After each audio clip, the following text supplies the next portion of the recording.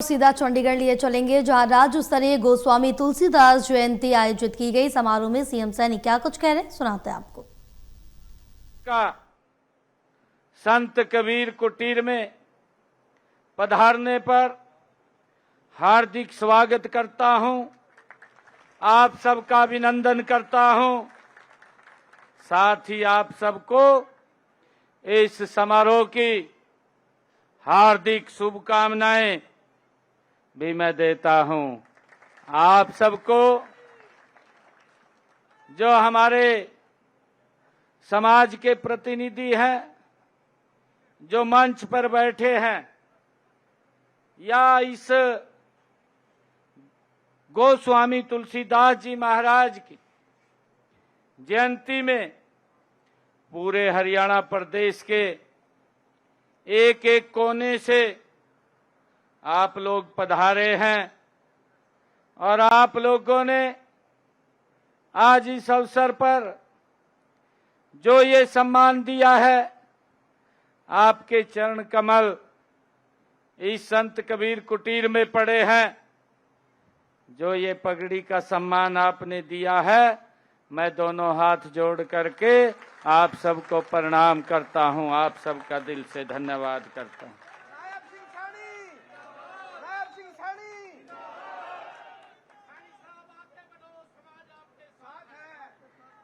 जैसा मैंने कहा भी है कि आज का दिन अत्यंत महत्वपूर्ण और मानव समाज के लिए ये प्रेरणादायी दिन है।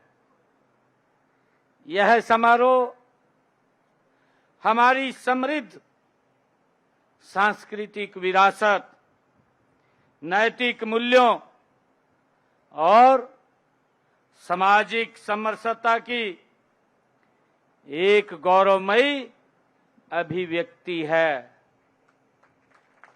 कल ही रक्षाबंधन का पर्व है।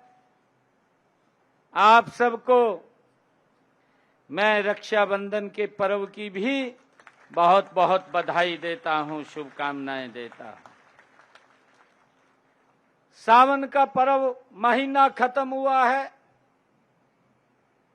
और लगातार जब तीज का पर्व आता है, तीज के पर्व से हमारी संस्कृति से जुड़े हुए हमारे पर्वों की ये शुरुआत होती है। महाशिवरात्रि का पर्व भी आया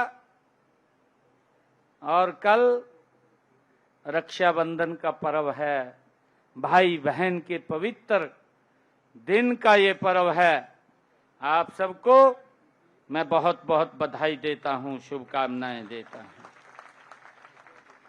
मुझे यह देख करके अत्यंत खुशी भी हो रही है कि आज गोस्वामी समाज इतनी भारी संख्या में संत कबीर कुटीर में उपस्थित है।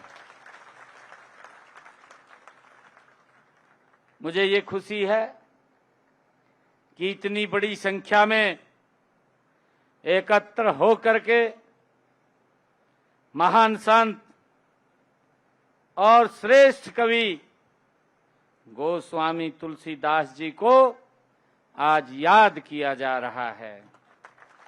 साथ ही मुझे ये भी खुशी है कि अपने समाज के हमने उन होनहार बच्चों को आज यहां हमें सम्मानित करने का अवसर मिला है, जिन्होंने अपने क्षेत्र में, चाहे एजुकेशन का क्षेत्र हो या स्पोर्ट्स का क्षेत्र हो, एक मुकाम हासिल किया है। मैं उन सब बच्चों को भी बहुत बहुत बधाई और शुभकामनाएं देता हूं।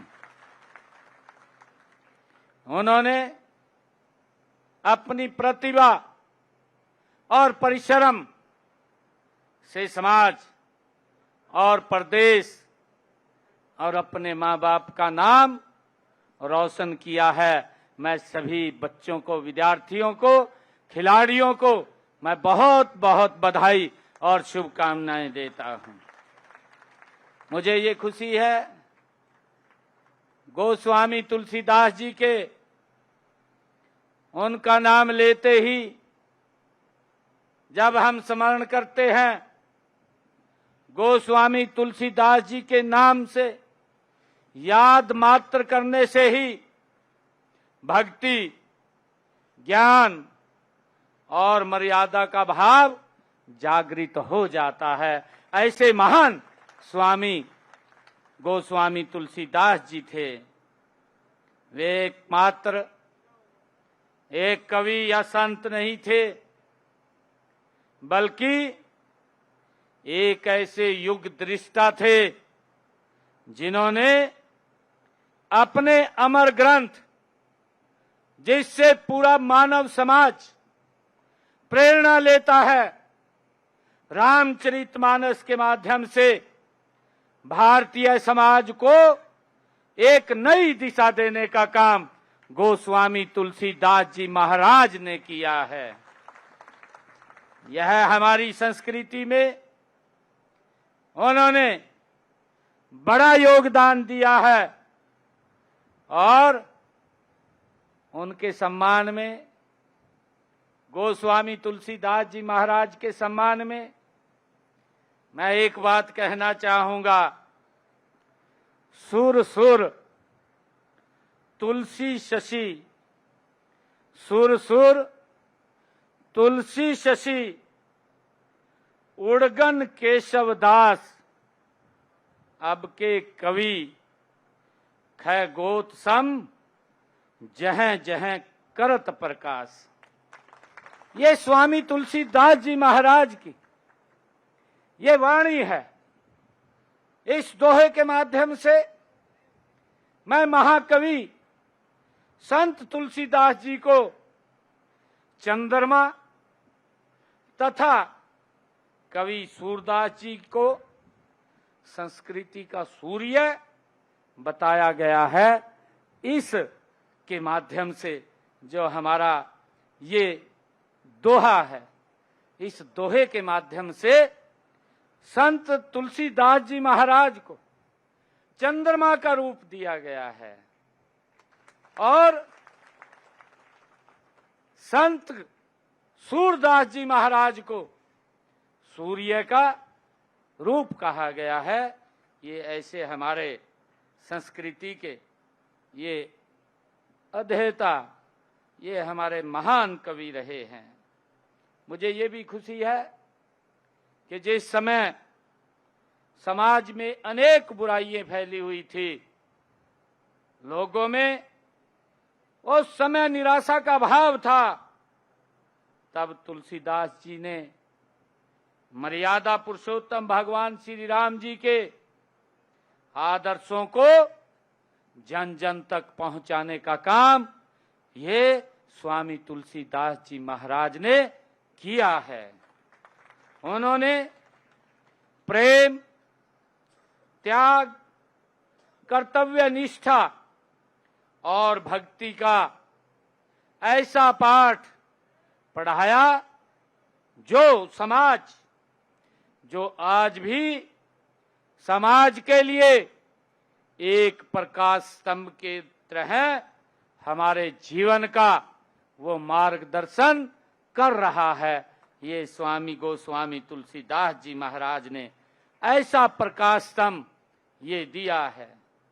मुझे ये भी खुशी है कि उनकी रचनाओं में मानव जीवन के हर पहलू का समावेश है, चाहे वो राजा का कर्तव्य हो या प्रजा का अधिकार हो, गुरु का महत्व हो या शिष्य की श्रद्धा हो, भाई का प्रेम हो या पति पत्नी का संबंध हो।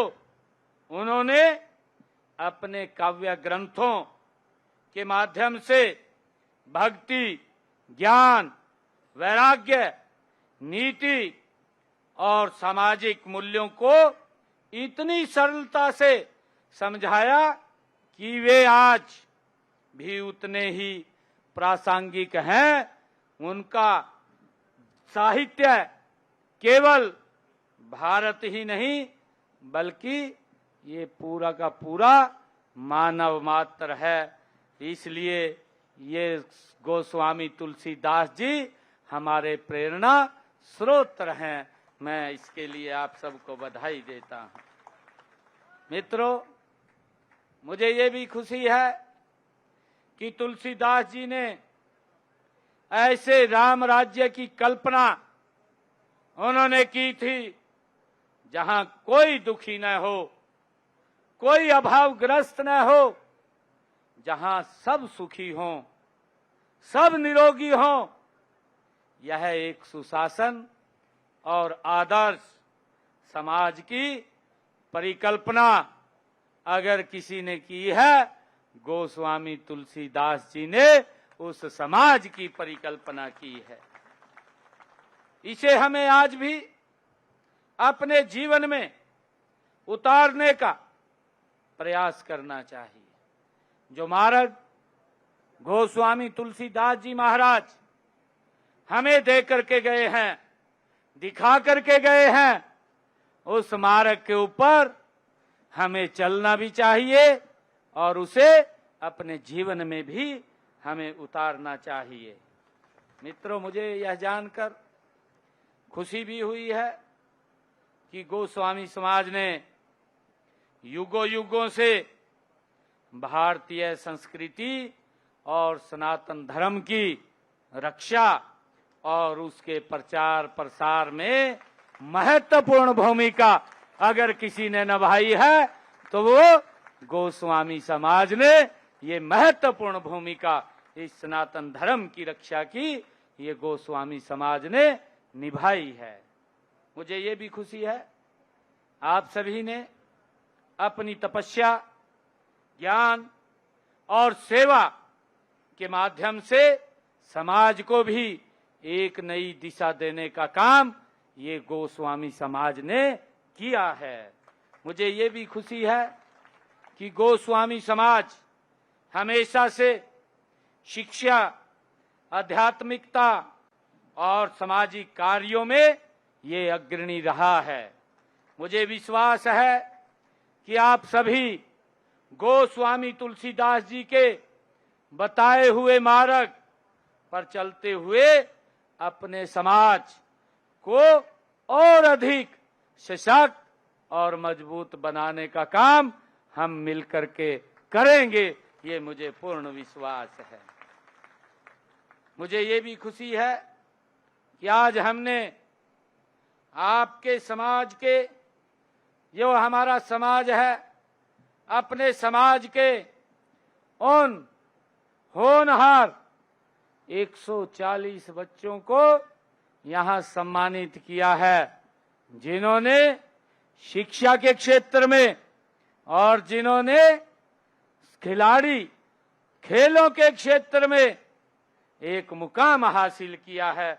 उन सबको यहां सम्मानित करने का ये अवसर मिला है। मैं पुनः उन सब खिलाड़ियों को, बेटियों को मैं देख रहा था कि सबसे ज्यादा संख्या में बेटियां सम्मानित हो रही थी। हमारी बेटियां बहुत मेहनत करती हैं। मैं इन सबको बहुत बहुत बधाई और शुभकामनाएं देता हूं। मुझे ये भी खुशी है कि मैं सभी सम्मानित होने वाले अपने छात्र छात्राओं को तो हार्दिक बधाई देता हूं। आप सभी से मेरी यही अपेक्षा है कि आप अपने ज्ञान और कौशल का उपयोग समाज के हित में और देश के उत्थान के लिए आप निरंतर लगाएंगे, ऐसी मेरी अपेक्षा भी है। मुझे ये भी खुशी है कि कहीं भी अपने संस्कारों और मूल्यों को हम नहीं भूलेंगे, क्योंकि यही आपकी असली पहचान है। मैं सभी युवा बेटियों को कहना चाहूंगा। मित्रों, मुझे खुशी है कि हमारी सरकार निरंतर समाज में एकता के साथ उसको आगे बढ़ाने का काम कर रही है। और मुझे ये भी खुशी है कि हम गोस्वामी तुलसीदास जी के आदर्शों पर चलकर एक ऐसे समाज का निर्माण करें जहां हर व्यक्ति को समान अवसर को, जहां कोई पीछे न छूटे, वो आगे बढ़े। ये सरकार निरंतर गोस्वामी तुलसीदास जी के मार्ग पर, उनके दिखाए हुए मार्ग के ऊपर आगे बढ़ रही है। ये मेरे लिए बड़ी खुशी की बात है। मुझे ये भी खुशी की बात है कि गोस्वामी तुलसीदास जी महाराज ने जो मार्ग दिखाया है, उस मार्ग पर देश के यशस्वी प्रधानमंत्री आदरणीय नरेंद्र मोदी जी पिछले 11 वर्षों से बिना रुके, बिना थके, निरंतर समाज को आगे बढ़ाते हुए इस भारत को विश्व गुरु की तरफ ले जाते हुए निरंतर काम कर रहे हैं।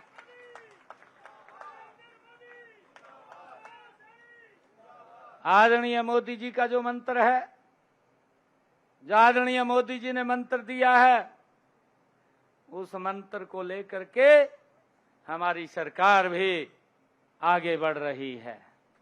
आदरणीय मोदी जी ने मंत्र दिया है, सबका साथ, सबका विकास, सबका विश्वास और सबका प्रयास। ये आदरणीय मोदी जी का मूल मंत्र है और हरियाणा सरकार उस मूल मंत्र को लेकर के गति से आगे बढ़ रही है और हरियाणा के हर वर्ग, हर समाज के उत्थान के लिए ये हमारी सरकार प्रतिबद्ध है। हम उसके ऊपर मजबूती से काम कर रहे हैं। इस दिशा में हमने कई योजनाएं भी हरियाणा प्रदेश के अंदर चलाई हैं। मुझे खुशी है कि अभी हमारे प्रधान जी वो बोल रहे थे मंच के ऊपर से, सुबोध गिरी जी, कि हमारे समाज के बच्चों को केंद्र में ओबीसी कैटेगरी का लाभ नहीं मिल रहा है। यहां तो मिल रहा है। मैं इसके ऊपर अभी कुछ ही देर में आपके बीच में बात रखूंगा। मुझे खुशी है कि देश के यशस्वी प्रधानमंत्री आदरणीय नरेंद्र मोदी जी ने आजादी के बाद पहली बार ओबीसी समाज का अगर किसी ने सम्मान किया है तो वो भारत मां का लाल नरेंद्र मोदी है।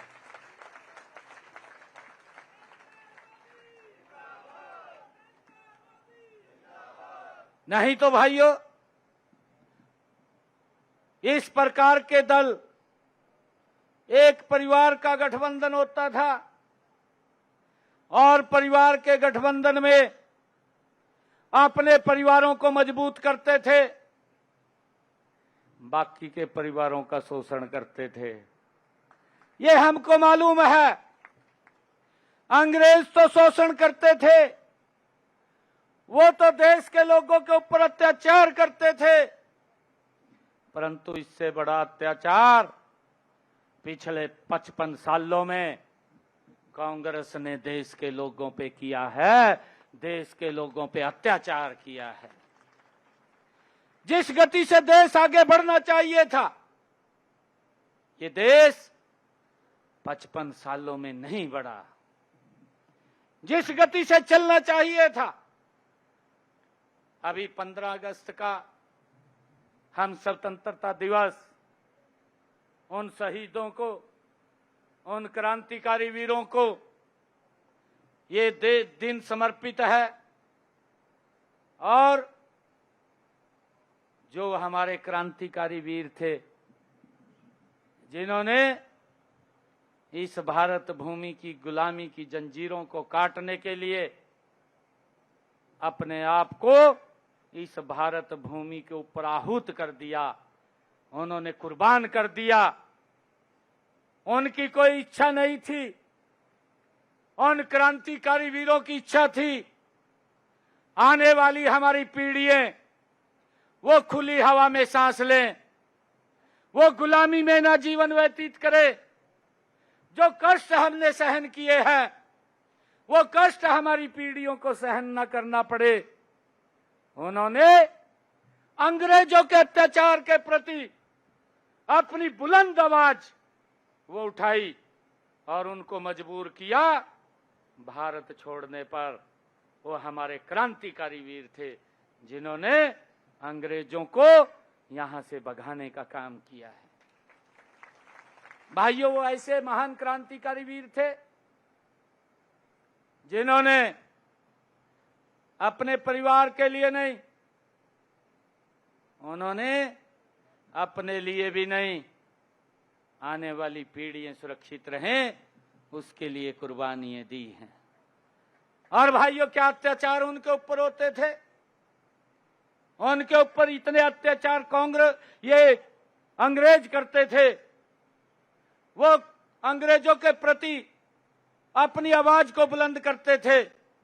उनकी आवाज को अंग्रेज दबाने के लिए विभिन्न प्रकार की यातनाएं उन लोगों को देते थे।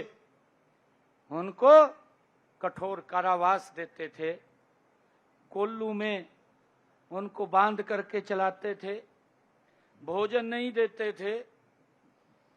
और हम सबको शायद ध्यान में नहीं है, मैं आपको बताना चाहता हूं, जो अंडमान निकोबार की सेल्युलर जेल है, वो सेल्युलर जेल तो तब बनी भी नहीं थी। वो सेल्युलर जेल जहां एक टापू था, 7 समुद्र के पार वो टापू थे, समुद्र के बीच में थे। उस समुद्र के बीच में टापू पर उन क्रांतिकारी वीरों को यहां से पकड़कर उस टापू पे छोड़ देते थे। और वो क्रांतिकारी वीर जिनके मन में इस देश की आजादी की ज्वाला दहक रही थी कि हमने इस देश को आजाद कराना है, वो हमारे क्रांतिकारी वीर जो ये बात बोलते थे उसको काला पानी कहते थे। और हमारे बुजुर्ग इस बात को लेकर के बोलते थे कि जो व्यक्ति काला पानी चला गया वो वापिस नहीं आएगा, वो परिवार से बिछुड़ गया है, मर गया है। ये धारणा हमारे बुजुर्गों की थी। काला पानी छोड़ देते थे, परंतु हमारे क्रांतिकारी वीर उस समुद्र को लांघ करके फिर अंग्रेजों के प्रति वो अपनी आवाज को बुलंद करते थे। अंग्रेजों ने सोचा ये समुद्र को लांघ करके आ जाते हैं। उन्होंने सबसे पहले जो जेल बनाई, अंग्रेजों ने उस टापू के ऊपर जो जेल बनी, उस जेल का नाम था चैन गैंग जेल। 8-8, 10-10 क्रांतिकारी वीरों को एक मोटी चैन से बांध करके उस टापू के ऊपर छोड़ देते थे ताकि वो समुद्र को लांघ करके ना आ सकें। भूखे प्यासे, उनको खाना नहीं मिलता था। अगर कोई मर जाता था उसको समुद्र में फेंक देते थे। यह हालात थी। हमारे कितने क्रांतिकारी वीरों ने इस भारत की आजादी के लिए अपने आप को कुर्बान किया है। और हम ये बात बोलते हैं कि उन्होंने सपना देखा था कि मेरा भारत ये फिर सोने की चिड़िया बने। ये हमारे क्रांतिकारी वीरों का सपना था। और उस सपने को पूरा करने का संकल्प अगर किसी ने लिया है, ये भारत मां का लाल नरेंद्र मोदी है। उसने ये संकल्प लिया है। हम सब जानते हैं आजादी का जब 75वां वर्ष पूर्ण हुआ, हमने आजादी का अमृत महोत्सव मनाया, हर घर पर तिरंगा लगाया, हमने तिरंगा यात्राएं निकाली। हम सब उसमें शामिल हुए, पूरा देश उसमें शामिल हुआ।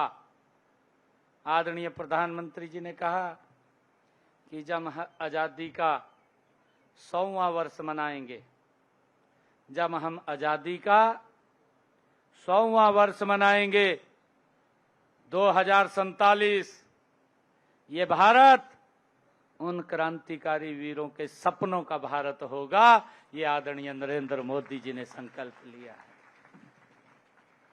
और मुझे खुशी है उस संकल्प जो आदरणीय मोदी जी ने लिया है, उस विकसित भारत का जो संकल्प लिया है, हमारी बेटियां आज जो सम्मानित हुई हैं, हमारे बेटे आज जो सम्मानित हुए हैं, उस विकसित भारत की पटकथा लिखने की महत्वपूर्ण भूमिका वो आपकी कलम से होगी। मुझे ये बड़ी खुशी है।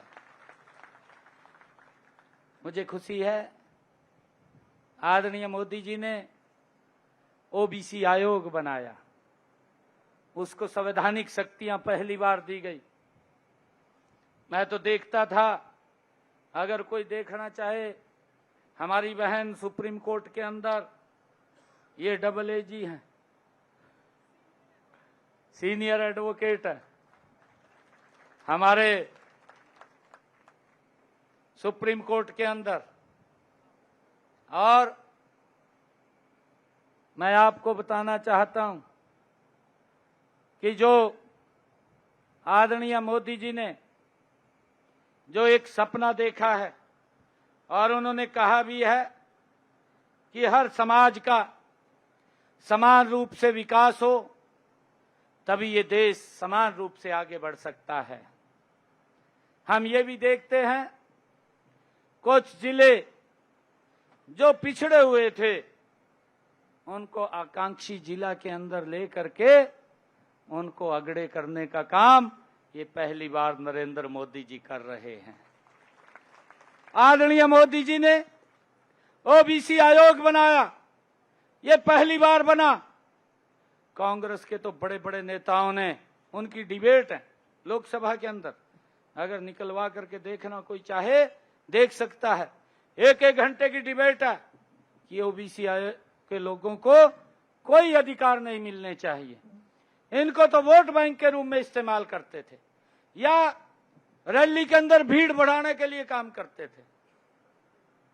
मुझे खुशी है, मैं प्रणाम भी आप लोगों को करता हूं कि आप सबके चरण कमल संत कबीर कुटीर के इस पवित्र स्थल के ऊपर पड़े हैं, पहली बार पड़े हैं। आज तक किसी ने इसके अंदर जाकर भी नहीं दिया, ये पहली बार है।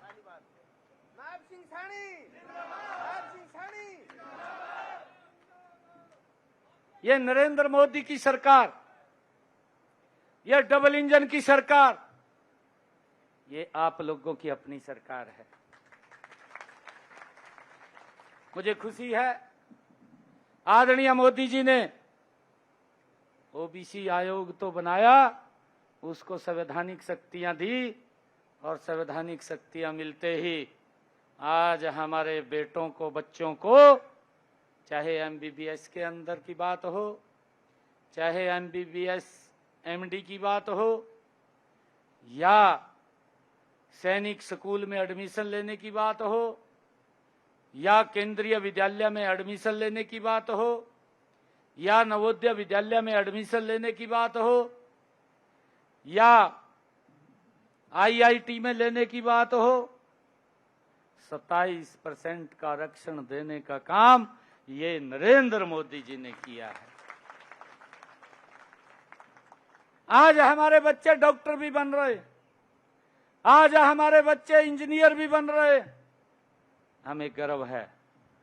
ये सम्मान अगर किसी ने दिया है, ये नरेंद्र मोदी जी ने दिया है। आने वाले समय के अंदर जब शिक्षा किसी समाज में आ जाती है तो उस समाज का विकास हो जाता है, वो भी आगे बढ़ जाता है। भाइयों, मुझे खुशी है कि आदरणीय प्रधानमंत्री जी ने पिछड़े वर्ग के उत्थान कल्याण के लिए, भाइयों, बहुत सारे काम किए हैं। मुझे ये भी खुशी है कि आप लोगों की जो मांग थी, जो हम समाज की, अपने समाज की जो मांग थी, मुझे भी बोलते थे जो क्रीमी लेयर की व्यवस्था है वो 6 लाख है, उसको बढ़ाया जाए, उसको 8 लाख किया जाए। भाई आकर के जिस दिन आपने मेरे को जहां बैठाया उसी दिन उसको 8 लाख कर दिया आपके सामने। आज किसी को कोई दिक्कत नहीं है। भाइयों, मुझे ये भी खुशी है कि आदरणीय मोदी जी के नेतृत्व में जो ये सरकार, ये डबल इंजन की सरकार चल रही है। हमारे जो ओबीसी में लोग हैं उनको हमने 8% का आरक्षण पंचायत और स्थानीय निकाय के चुनाव में देने का काम ये हमारी सरकार ने किया है। और भाइयों, हमने पंच के अंदर भी जो ओबीसी के लोग हैं 50% की आबादी के अनुरूप उनको 5% तक का आरक्षण देने का काम ये हमने किया है।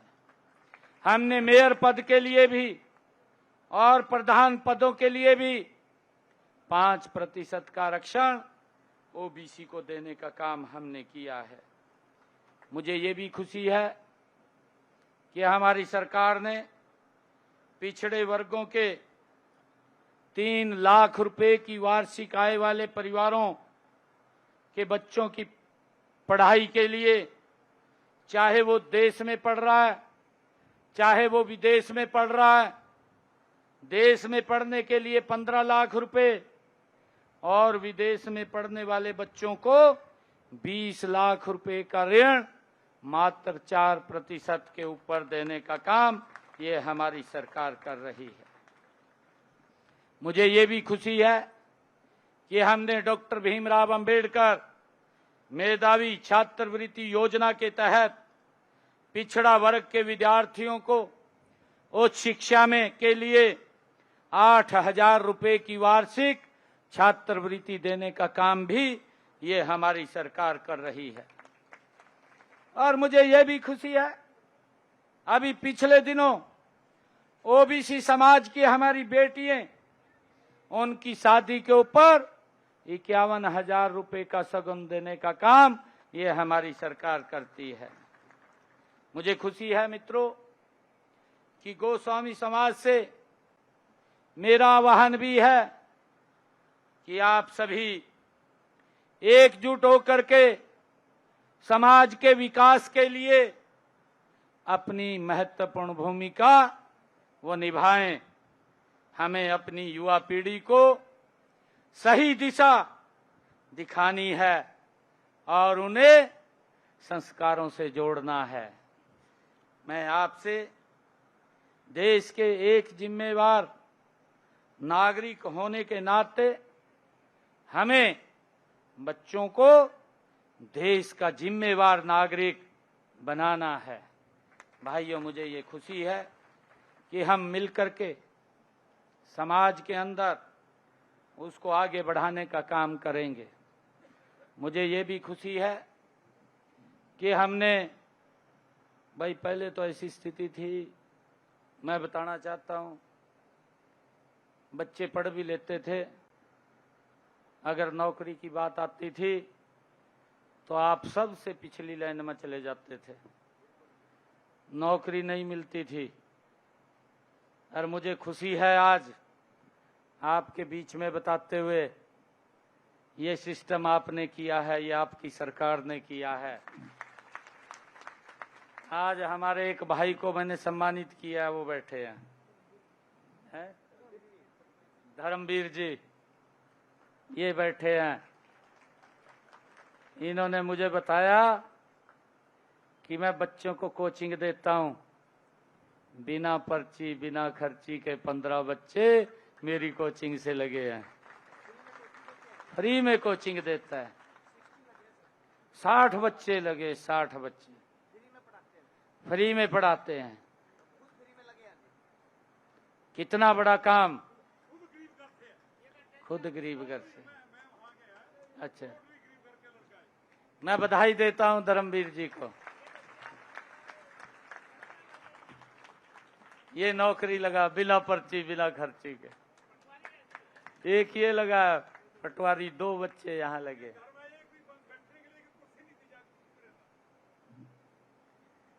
भाइयों, इसके लिए, इस सिस्टम के लिए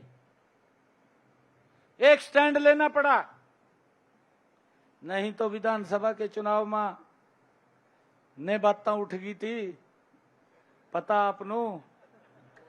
कहा मेरे हिस्से में तो 2000 है रे, कहा।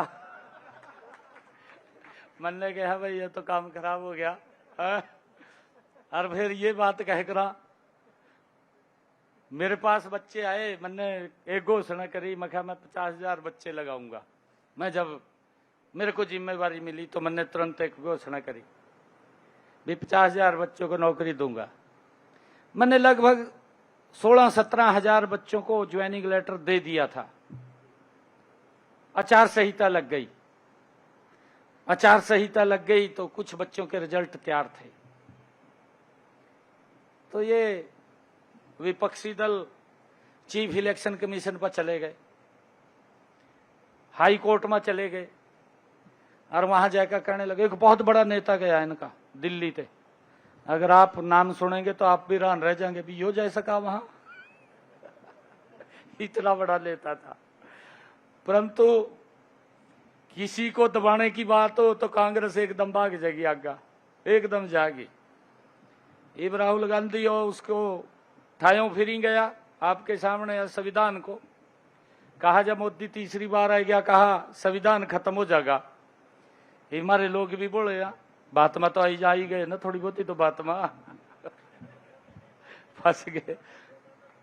हाँ, ताऊ जी बता रहे, कहा इतनी बड़ी कापी थी, अंदर कुछ नहीं था, कहा अंदर खाली था, बस बाहर बाहर लाल दिख रही थी।